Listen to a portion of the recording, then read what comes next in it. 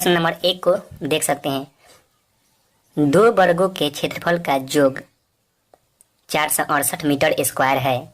यदि उनके परिमापों का अंतर 24 मीटर हो तो दोनों वर्गों की भुजाएं ज्ञात करें।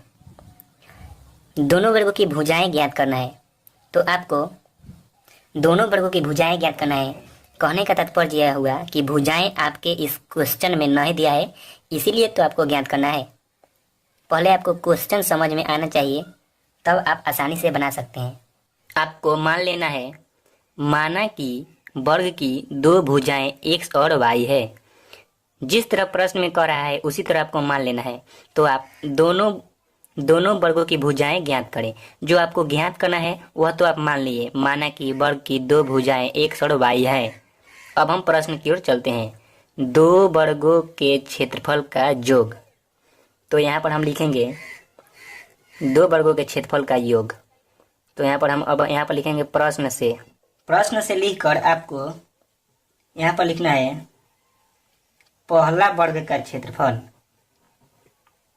पहला वर्ग का क्षेत्रफल। तो आप जानते हैं वर्ग का क्षेत्रफल होता है भुजा स्क्वायर। तो आप यहाँ पर लिख सकते हैं एक्स स्क्वायर। अब यहाँ पर लिखना है दूसरा वर्ग का क्षेत्रफल।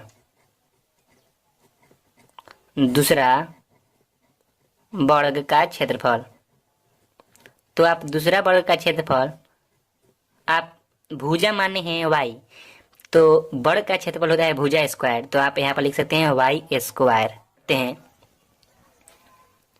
दोनों वर्गों के क्षेत्रफल का योग, तो आप यहाँ पर देख सकते हैं पहला वर्ग आ गया, दूसरा वर्ग आ गया। तो अब कह रहा है क्षेत्रफल का योग, तो यहाँ पर लिख सकते हैं x square plus y square बराबर यहाँ पर 468 meter square. X square plus y square बराबर 468 मीटर स्क्वायर। इसको हम समीकरण 1 मान लेते हैं। इसको आप इस तरह भी लिख सकते हैं x square plus y square बराबर 468। आप इस तरह भी लिख सकते हैं समीकरण 1। इतना हम प्रश्न को पढ़ें और उसके अनुसार आगे बढ़ें। अब आगे पढ़ते हैं। यदि उनके परिमापों का अंतर 24 मीटर हो, तो आप जानते हैं वर्ग का परिमाप होता है 4 गुने भुजा। तो वर्ग का परिमाप यहाँ पर लिख सकते हैं पहला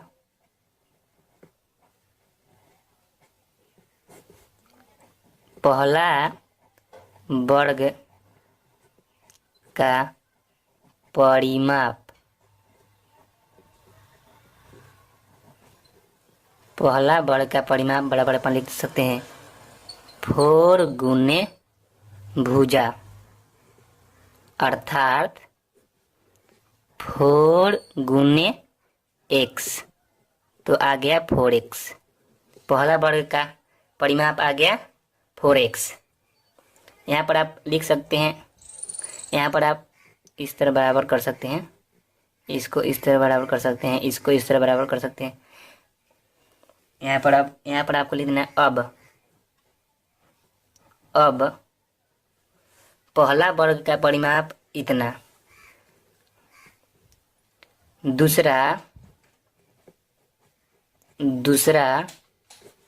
वर्ग का परिमाप बराबर हो जाएगा, आप अभी सूत्र लिख दिए हैं 4 गुने भुजा, तो फिर 4 गुने वाई हो जाएगा। तो यहाँ पर लिख सकते हैं 4 गुने वाई बराबर 4y।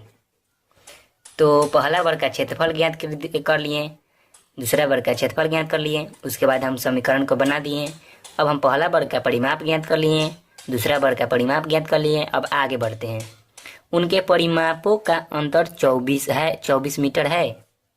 तो यहाँ पर लिख सकते हैं 24 मीटर। तो आप यहाँ पर लिख सकते हैं 4x माइनस 4y बराबर 24। इसको आप समीकरण 2 मान लीजिए, इसको आप समीकरण 2 मान लीजिए। आपको इतना अच्छा से समझ में आ जाएगा कि आप कभी भूल ही नहीं पाएंगे। केवल इस वीडियो को देखते रहिए। समीकरण 1 आप यहाँ पर ज्ञात कर लिए, समीकरण 2 आप यहाँ पर ज्ञात कर लिए। अब तो आप जानते हैं कि जब 2 समीकरण आ जाता है तो आपको समीकरण 1 और समीकरण 2 से चलना होता है। तो सबसे पहले हम x का मान ज्ञात करते हैं, उसके बाद एक्स स्क्वायर के स्थान पर रखेंगे तो y का मान आएगा। तो समीकरण 2 से हम लोग डायरेक्ट चलते हैं। समीकरण 2 से, समीकरण 2 से आप यहाँ पर लिख सकते हैं 4x माइनस 4y बराबर 24। तो इसमें से आप क्या कॉमन कर सकते हैं, यहाँ पर 4 कॉमन कर सकते हैं तो आया x माइनस y आ जाएगा बराबर 0। अब यहाँ पर 4 हट जाएगा तो आ गया x माइनस y बराबर 6, क्योंकि यह माइनस है और इधर जाएगा तो प्लस में आ जाएगा। तो x माइनस वाई बराबर 6। अब x का मान ज्ञात करते हैं, x बराबर आ गया 6 प्लस वाई, x का मान आ गया। अब यही x का मान हम समीकरण 1 में रखेंगे। आप यहाँ पर देख सकते हैं समीकरण 1, समीकरण 1 है, यहाँ पर लिखेंगे आप x का मान। इसी तरह आपको 5 नंबर नहीं मिल जाएगा, यह 5 नंबर का प्रश्न है, केवल आप नॉर्मल तरीके से समझते रहिए। आपका 5 नंबर रखा हुआ है। x का मान समीकरण 1 में रखने पर, 1 में x का मान समीकरण 1 में रखने पर, तो समीकरण 1 को आप यहाँ पर देख सकते हैं x square plus y square बराबर 468। तो यहाँ पर लिख सकते हैं x के स्थान पर आप लिख सकते हैं 6 प्लस वाई का स्क्वायर प्लस y का स्क्वायर, क्योंकि आप यहाँ पर देख सकते हैं y का स्क्वायर, तो y का स्क्वायर x के स्थान पर, यहाँ पर x बराबर 6 प्लस वाई है तो x के स्थान पर 6 प्लस वाई लिख दिए हैं।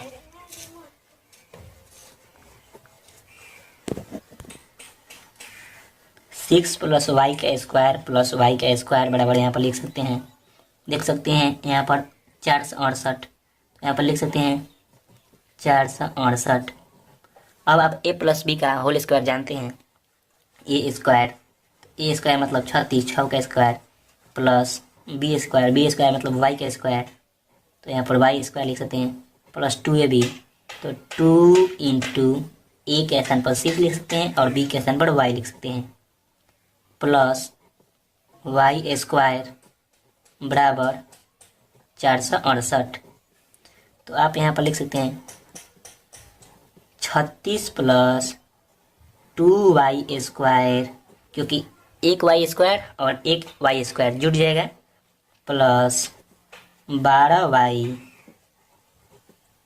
बराबर 468। बहुत ही आसान है, आप केवल समझते रहिए।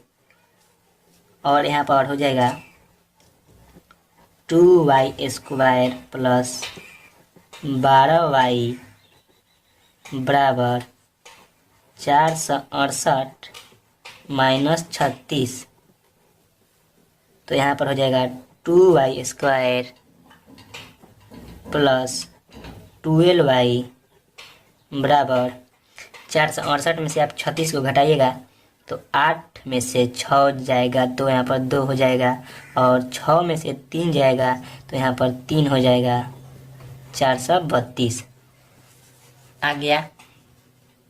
तो आप इसको लिख सकते हैं 2 कॉमन करके लिख सकते हैं Y square plus 6y minus 216 आप इसको लिख सकते हैं इतना बराबर 0। तो यहाँ पर जब कॉमन लिए तो 2 हट गया और आप यहाँ पर लिख सकते हैं y² प्लस 6y माइनस 216 बराबर 0। तो यहाँ पर देख सकते हैं यह द्विघात समीकरण के रूप में आ गया, यह द्विघात समीकरण के रूप में आ गया। तो आप अब इसे आसानी से सॉल्व कर सकते हैं। अब हम इसे सॉल्व करेंगे। आप जानते हैं द्विघात समीकरण को, यहाँ पर आप यहाँ पर लिख सकते हैं y², यहाँ पर आप लिख सकते हैं प्लस 18y माइनस 12y। आप 18y में से 12y को घटाइएगा तो 6 आ जाएगा और 18 में 12 से गुना कीजिएगा तो 216 आ जाएगा। यहाँ पर यह पॉइंट नहीं है, अभी हो गया है। यहाँ पर 12y है, 12y यहाँ पर लिखेंगे 216 बराबर 0। चलिए सॉल्व करते हैं। हम सबसे पहले y को कॉमन ले लेते हैं, तो यहाँ पर हो जाएगा y प्लस 18, इसमें से माइनस 12 को कॉमन कर लेते हैं। यहाँ पर 12y है तो यहाँ पर आएगा y प्लस 18 बराबर 0। तो y बराबर 1 आ जाएगा 12 और 1y बराबर आ जाएगा -18, क्योंकि आप देख सकते हैं यहाँ पर प्लस 18 है तो बराबर के उधर जाएगा, बराबर के इधर आएगा तो माइनस में हो जाएगा। तो इतना तो आप जानते हैं। तो यहाँ पर -18 हो जाएगा और यहाँ पर माइनस में 12 है तो उधर जाएगा तो प्लस में हो जाएगा। तो y का मान आ गया 12, क्योंकि वर्ग का भुजा है और भुजा कभी ऋणात्मक नहीं होता है। तो y का मान आ गया 12। अब y के मान को हम समीकरण 1 में रख देंगे या 2 में रख देंगे तो x का मान आ जाएगा। यहाँ पर देख रहे हैं कि y बराबर 12 आया है और यहाँ पर देख रहे हैं x बराबर 6 + y, मतलब जो x है वह y में 6 जोड़ दिया गया है तो x आ गया। तो यहाँ पर आप क्यों नहीं लिख सकते हैं x बराबर, यहाँ पर लिखा है 6 + y, तो यहाँ पर लिख सकते हैं 6 प्लस y बराबर यहाँ पर दिया है 12, तो यहाँ पर 12, तो x बराबर आ जाएगा 18। तो वर्ग की 2 भुजाएं हो गई 12 और 18। x बराबर आप यहाँ पर लिख सकते हैं x बराबर 12 और y बराबर 18 आंसर। अगर आप समझ गए हैं तो आपके लिए बहुत ही आसान हो गया है।